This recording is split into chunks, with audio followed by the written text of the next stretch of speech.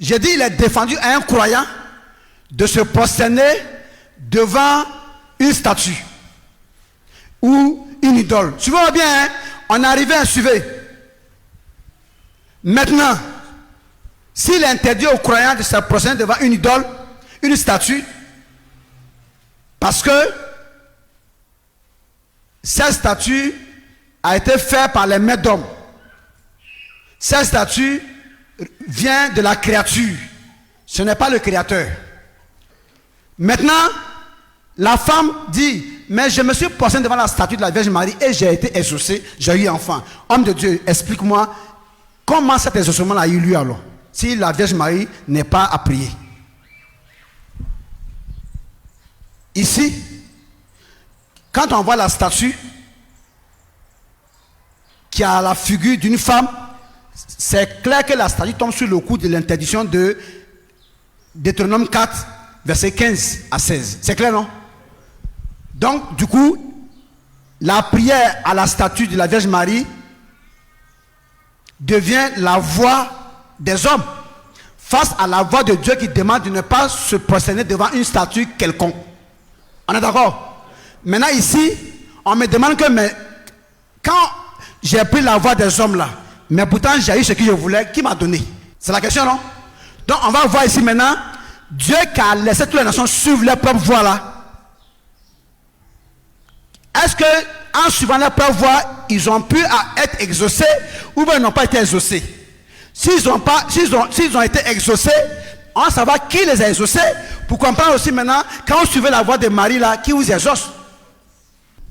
Donc écoutez, Dieu, ce Dieu là, dans les âges passés, dans les générations passées, il a laissé toutes les nations, tous nos parents suivre leur propre voie, leur propre adoration. Quoi qu'il n'ait cessé, quoique ce Dieu-là n'ait cessé de rendre témoignage, de rendre témoignage, de prouver de ce qu'il est, son existence, en faisant du bien à ces personnes-là, en vous dispensant du ciel, les pluies, et les saisons fertiles, en vous donnant la nourriture, avec abondance, et en remplissant vos cœurs de joie. Donc Dieu, les voyants suivent leur propre voie, ne les a pas empêchés de profiter du droit naturel du vivant qu'ils sont.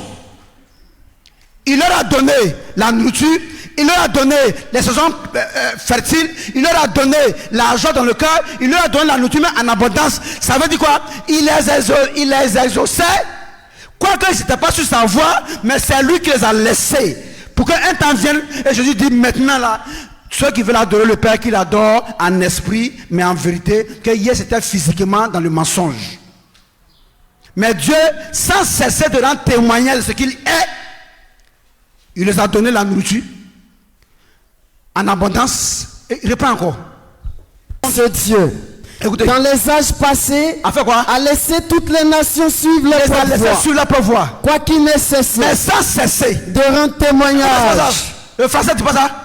Il dit quoi qu'il les a laissés suivre leur voie, ils pouvaient cesser. Ils vont périr. Mais lui, il n'a pas fait ça. Hein? Il a continué de s'occuper d'eux, malgré qu'ils sont sur leur voie et non sur sa voie. Donc, quand tu es derrière Marie dans ton ignorance là, mais Dieu s'occupera toujours de toi, mais ça ne veut pas dire que tu es dans la vérité.